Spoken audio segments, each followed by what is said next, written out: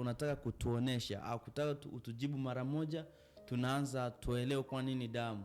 Na ulisema ya kwamba kila mwanadamu yoyote ule anaishi duniani kuna kusudi la kimungu ndani yake.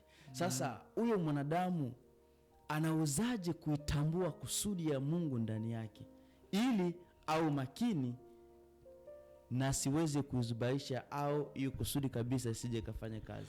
Yes, kwa habari ya hilo nafikiri tutalijibu mwisho. Sawa sawa. Tu focus, turudi kwenye damu. Ndio. Kwa sababu tunaweza tukapoteza hata watu ambao wanatusikiliza tulio nao. Ndio. Nilikuwa najaribu kuonesha kwamba Mungu maagizo anayoyatoa kwa mtu ni kwa sababu ya kuprotect roho. Okay. Kwa sababu roho ilitokana na Mungu. Roho, yani kila mwanadamu unayemuona hapa duniani alikuwepo kabla ya kuwepo. Alikuwepo kabla ya kuwepo. Yes, kila mwanadamu, yani kila mtu unayemuona alikuwepo kabla ya kuwepo. Na wapo wengi zaidi ya unaowaona hapa duniani ambao bado ni roho zimehifadhiwa na Mungu. Mungu mwenyewe anajua anahifadhi wapi. Sawa? Sasa ndani ya zile roho ndo sasa anachagua. Maandiko anasema alituchagua. Alituchagua. Ukisikia neno kuchagua ina maana kwamba kuna wanaobaki, kuna wanaochukuliwa. Alituchagua kabla kuwekwa misingi ya ulimwengu. Ina maana kwamba kuna watu ambao wanachaguliwa mapema. Huyu atahusika na kazi fulani, nyakati fulani, mwaka fulani ataenda kuzaliwa na mzee anaitwa Ombeni. Amina sana. Unaona? Sasa inawezekana jamaa yuko zake mtaani, anaona binti, anasema yule ngoja nimkomeshe. Anaringaringa hapa mtaani. Anafanya namna zake, anamshawishi, anakubali, anatembea naye, anampa mimba pa, anasema sikutaki, nilikuwa nataka nishushe kiburi. Yule mtoto yule sio bahati mbaya. Sio bahati mbaya kwa namna yoyote ile. Mungu anakuwa amekusudia jambo. Sasa anapoleta yule mtu duniani, hapa ndipo kuna pointi. Huku sasa si yeye ni katika roho, anakuja anavaa mwili. Sawa? Sasa huu mwili huu ndio ambao umebeba hii roho. Sawa? Ambayo imetokana na Mungu, ambayo ni gani? Ni takatifu. Ambapo sasa huu mwili unapaswa ujiepushe na uchafu wa dunia ili itunze mwili, utunze utakatifu wa roho. Wow. Kwa sababu mwili ukichafuka umechafua na roho, na hii roho ikichafuka imetengana na Mungu. Sijui tunaelewana hapa? Unaona? Kwa hilo ndilo liliopo. Sasa kwa sababu roho imekuja kukaa ndani ya mwili, ambapo mwili asili yake ni kufanya mapenzi ya dunia. Sio ya Mungu. Roho ndio inafanya mapenzi ya Mungu. Roho ndio inafanya mapenzi ya Mungu. Mwili unafanya mapenzi ya dunia. Okay. Kwa sababu mwili ni bidhaa ya dunia. Roho ni bidhaa ya Mungu. Okay. Sawa? Kwa hiyo hapo sasa utaanza kuelewa. Tukirudi kwenye tulizungumza sasa umuhimu wa mwili ndani ya mzunguko, au umuhimu wa damu ndani ya mzunguko wa mwili. Kwa hiyo tunapata kwamba damu ndiye inayofanya mwili kuwa hai. Sawa? Damu ndiyo inafanya mwili kuwa hai. Kuendeleza mambo yote nini. Damu ndio maana ukiangalia kwenye kitabu cha Mathayo sura ya 16. Mathayo sura ya 16 mstari wa 13. Soma hapo. Tunasoma mstari wa 13, nasema hivi. Basi Yesu akaenda pande za Kaisaria Filipi, akawauliza wanafunzi wake akasema, watu unena mwana wa Adamu kuwa ni nani? Endelea. Wakasema, wengine unena yu Yohana Mbatizaji, wengine Elia, wengine Yeremia au umojawapo wa manabii. Akawaambia, nanyi mwaninena mimi kuwa ni nani? Simeoni Petro akajibu akasema, wewe ndiwe Kristo mwana wa Mungu aliye hai. Endelea. Yesu akajibu akamwambia, heri wewe Simeoni Barayona, kwa kuwa mwili na damu havikukufunulia hili, bali Baba yangu aliye mbinguni. Rudia hapo. Yesu akajibu akamwambia, heri wewe Simeoni Barayona. Heri wewe Simeoni Barayona, yani Simeoni mwana wa Yona, kwa kuwa mwili na damu. Unaona hapo ni kama ametofautisha tena. Kuna mwili alafu kuna damu. Ndio, mwili na damu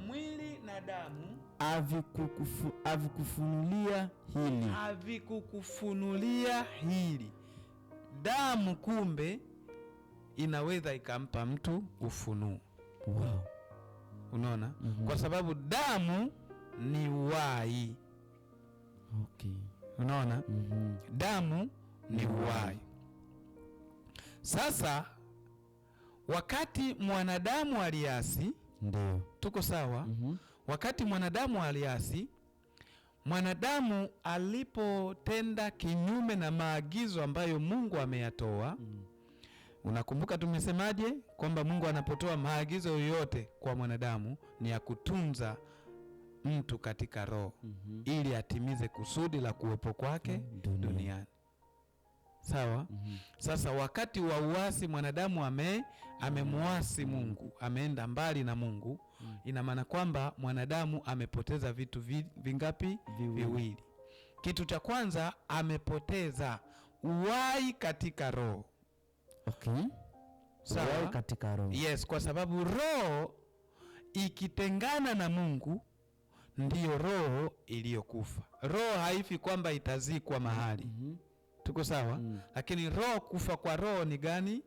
Kutengana na Mungu. Okay. Sasa mwanadamu, sunaona madhara sasa. Sunaona madhara yanatokea. Aliyefanya ni mtu katika mwili, lakini amesababisha mtu katika roho kumkosa Mungu ambaye alitoka kwake. Wow. Sawa? Kwa hiyo huyu mtu katika roho ametengana na nani? Na Mungu. Kwa hiyo kwa mujibu wa macho ya Mungu, yani ni mtu aliyekufa. Hana nafasi, yes. Sababu ya mwili? Kwa sababu ya mwili. Wow. Unaona? Sasa huyu mtu naye katika roho, wakati alipewa ule mwili, sawa? Yeye hakupewa limit. Rudia tena. Mtu katika roho, wakati alipewa mwili kwamba kaa humu, sawa? Ukatimize mapenzi yangu, kusudi langu duniani, ambalo kusudi kubwa la jumla ni ufalme, kutawala na kumiliki. Ndiyo. Sasa Mungu hakuwa anamwambia mtu katika roho kwamba utakaa ndani ya huyu muda fulani na yeye atakaa na wewe muda fulani. Kwa hiyo halikuwa hana limit. Yaani ni endelevu. Yes. Okay. Tuko sawa? Ndiyo. Sasa huyu mtu katika roho amekufa, si ndio? Ndiyo. Baada ya kuasi, amekufa, ametengana na Mungu. Ndiyo. Na mtu katika mwili naye akaambiwa kwamba na wewe utakufa. Atakufa. Sawa? Kwa hiyo wote wawili wamepoteza nini? Uhai. Anakufa katika roho kwanza, pia anakufa katika mwili. Yaani ni wewe katika roho umekufa, wewe katika mwili umekufa. Sasa katika roho ni kule, ni roho hiyo inajitenga na Mungu. Sasa na hiyo mwili inajitenga na nini? Mwili unajitenga na roho. Okay. Yaani mwili roho isipokuwa ndani ya mwili, mwili unafanya vyovyote iwezavyo. asi ndio hivyo au? Mm-mm. Kwa sababu kama mwili unajitenga na roho, maana kwamba pana madhaifu tayari. Na ile roho gisi ilivyokuwa, nafikiri ilikuwa inafanya kazi kama mwili ungekuwa unatisi, ndio hivyo au ni aje? Yaani hapa ni sehemu ambayo inachanganya kidogo kabisa. Yes, najua hivyo. Ndio maana najaribu kuzungumza taratibu. Sawa. Jambo la kuzingatia na kuelewa ni kwamba damu ni uhai. Ndio, hiyo ni kweli. Amen. Yes, damu ni uhai. Na nagusia hilo kwa sababu tunazungumzia why, kwa nini damu ya Yesu. Lakini hatuwezi enda huko hatujaelewa haya mambo. Hapo ndio kuna kwa sababu ndipo kuna msingi, tena msingi wa mawe na nondo. Sawa? Nataka nijaribu kurudia hapa kuelewesha kwamba nimesema hivi, mtu ana uhalisia mbili. Ndio. Mtu katika roho ambaye aliumbwa kwenye sura ya kwanza ya Mwanzo. Ndio. Sura ya Mungu, mfano wa Mungu. Na unakuta kuna watu wengine ana kisura chake kibaya, anaambia watu eti msinione hivi, mimi ni sura ya Mungu. Pua hiyo sio sura ya Mungu, macho hayo sio sura ya Mungu. Lakini uko wa thamani kwa Mungu. Yes, kila aliyeumbwa na kuzaliwa ni wa thamani kwa Mungu. Lakini sio wewe, sio hivi ninavyokuona, sio ndo sura ya Mungu. Mungu sio mweusi. Yaani sio vyovyote tunavyoona yeyote. Okay. Ila Mungu ni vile tulivyo katika roho, kwa sababu Mungu ni roho na sisi tumeumbwa katika roho. Wow. Yes. Sawa. Sasa huyu mtu ambaye wewe ni katika roho, ukaja ukapewa mwili. Hapo ndipo kuna pointi yetu. Sasa ulipokuja ukapewa mwili, ukaunganikana sasa. Wewe katika roho ufanye mambo ya kunufaisha wewe katika mwili, na wewe katika mwili ufanye mambo ya kunufaisha wewe katika roho.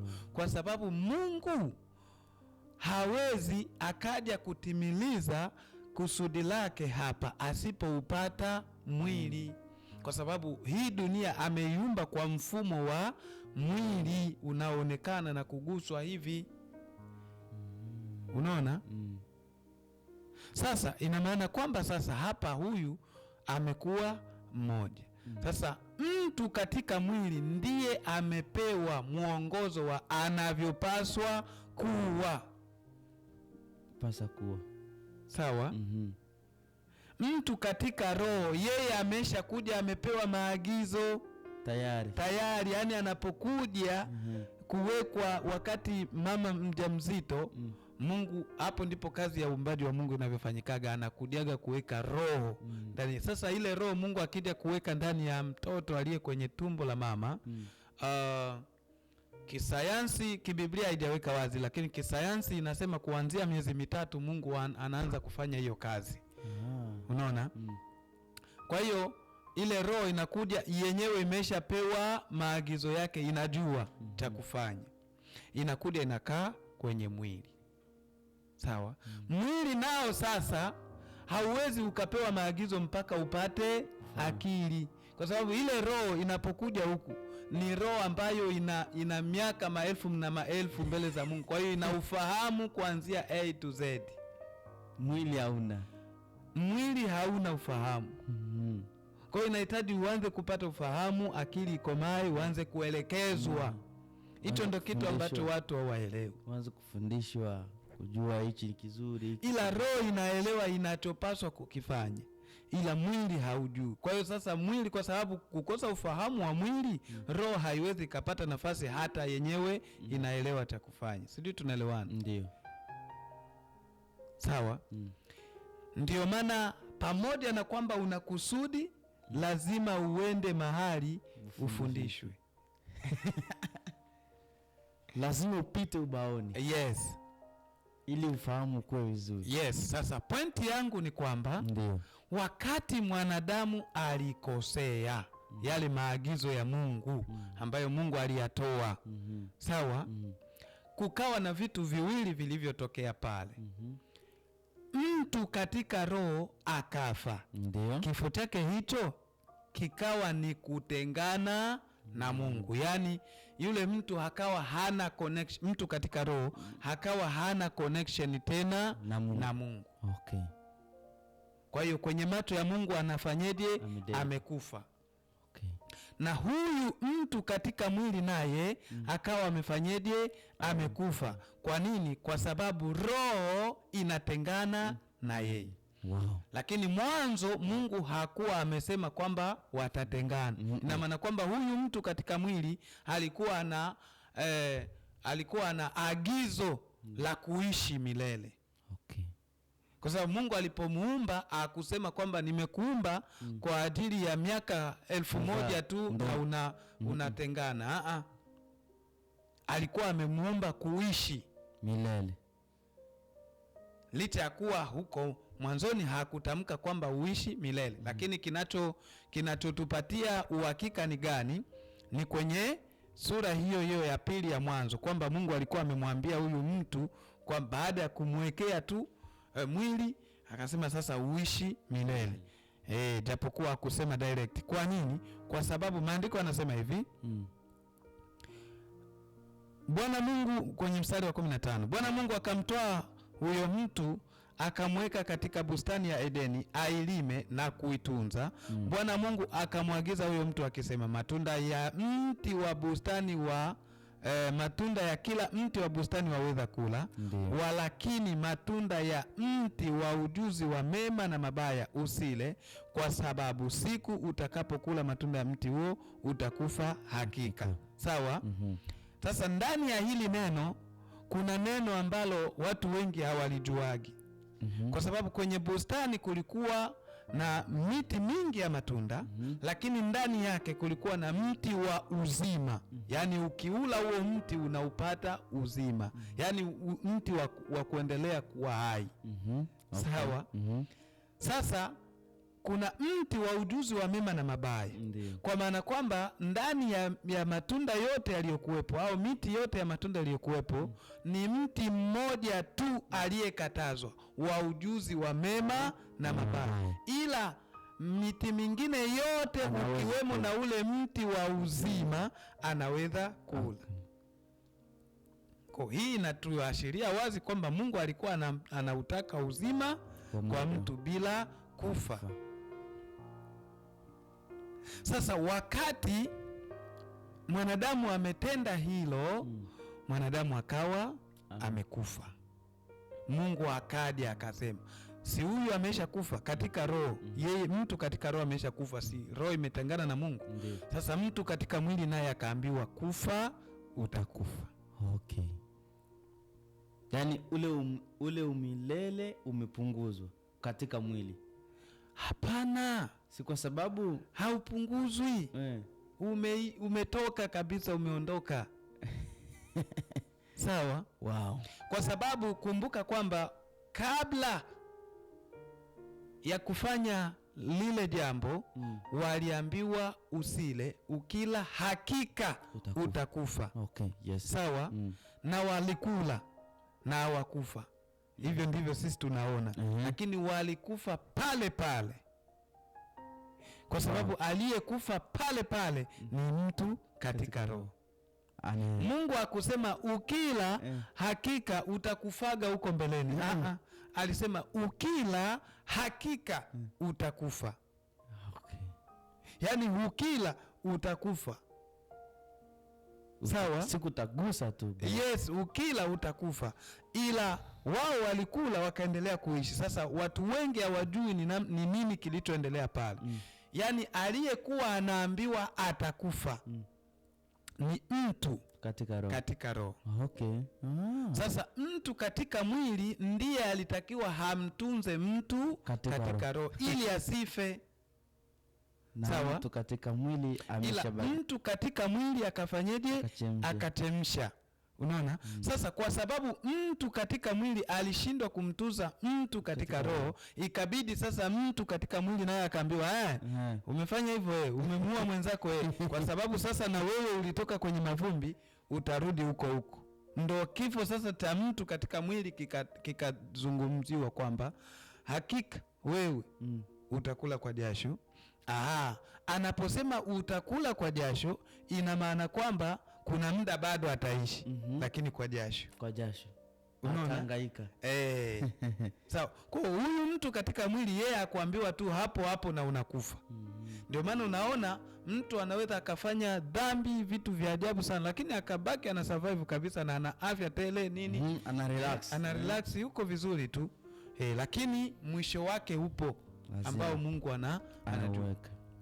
Sasa hapa huyu mtu katika mwili naye akaambiwa utakufa. Sasa hapo kukatokea nini? Kufa. Utakufa. Kifo kikaonekana. Kukatokea nini? Kufa. Sasa huku kufa huku kunatakiwa kupate uhai. Okay. Haleluya. Amen. Huku kufa kunatakiwa kufanyeje? Kunatakiwa kupate uhai. Kwa maana ya kwamba mtu amekufa katika mwili, katika roho ametengana na Mungu. Mtu katika mwili anarudia mavumbi, kitu ambacho Mungu hakukisema wakati alivyomuomba, lakini amekuja kukisema wakati ameasi. Ina maana kwamba halikuwa kusudi la Mungu. Ushaelewa hicho kitu Ina maana umauti ni kwa mtu katika roho, ni kwa mtu katika mwili, halikuwa kusudi la Mungu. Sawa? Ndio. Kusudi la Mungu ni kufanyeje? Ni kuishi, kutawala na kumiliki. Sawa? Sasa huyu mtu katika roho amekufa, katika mwili amekufa.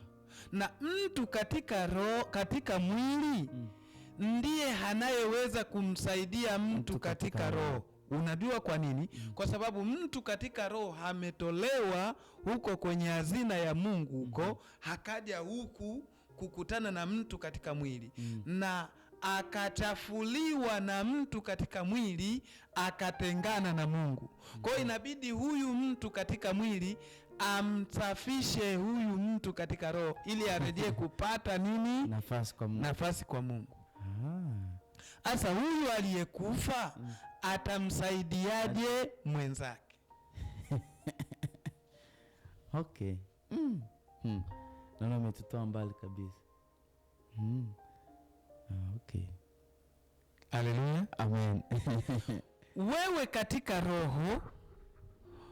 katika roho unaweza ukajuta, unaweza ukaona kwamba umekosa, unaweza ukaona kwamba umeenda mbali na Mungu, lakini wewe katika mwili usipofanya hatua, wewe katika roho hautapata salama.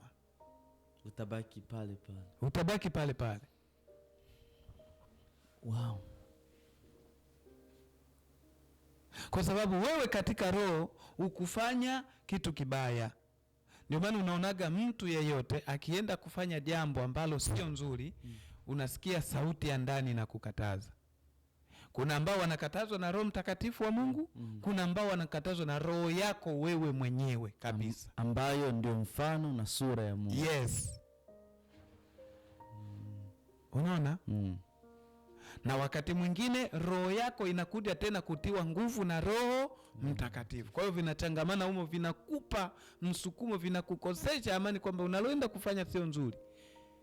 Lakini kwa sababu mtu katika roho hana mamlaka ya kumdhibiti mtu katika mwili, isipokuwa hana mapendekezo, ushauri. Hana maamuzi ya mwili. Ila ana ushauri. Mtu katika mwili hakisikiliza, akiamua kusikiliza na kutekeleza, ndo anasikiliza hiyo sauti. Kwa lugha nyingine ni kwamba kila mwanadamu aliye hai ana vikao vinavyofanyikaga ndani yake.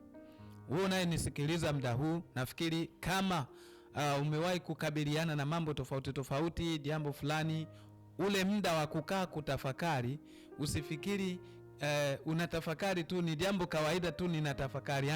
Ndani kuna kuaga kikao kinafanyika juu yako. Kuna mwili, nafsi, roho, akili vinafanya kikao. Sasa kwa sababu moyo ndiyo kama injini ya mwili ambayo imebeba department ya mwili, na moyo siku zote unapendaga kufanya mambo ya kuupendeza mwili. Kwa hiyo ndio maana unakuta mara nyingi sana maamuzi yasiyo sawa ndiyo yanapataga nafasi kwa watu wengi kuliko maamuzi yaliyo sawa. Kwa sababu roho inashindana na mwili kabisa. Kila wakati ni vita kabisa. Sasa mwili mara nyingi huwa unashinda kwa sababu moyo ndiye anayetoa maamuzi, anampa sasa akili tekeleza, fanya hivi. Akili yeye anasubiria akili anasubiria kutekeleza, lakini pia akili anafanya kazi ya kutathmini, pia kuangalia hili likoje. Mind inakutuma sasa kafanye hili. Unaona? Kwa hiyo sasa hapo kunakuwa na nini? Roho iliyotengana na Mungu inahitaji kurejea kwa Mungu. Sawa? Sasa haitarejea kwa Mungu mwili usipofanya hatua, na mwili umesha kufa. Sasa mwili utafanyaje hatua? Umesha kufa. Inabidi pia nao urejee. Yes, inabidi mwili nao urejee upate uhai. Sasa hauwezi kujipatia uhai wewe mwenyewe, inabidi upewe uhai. Na uhai wa mwili ni damu. Kwa hapo sasa ndipo kulifanyika mpango wa kufanyaje? Kutafuta damu. Ndio kwa nini damu? Hapo sasa ndo tunapata kwa nini damu. Damu ni nini? Ni uhai.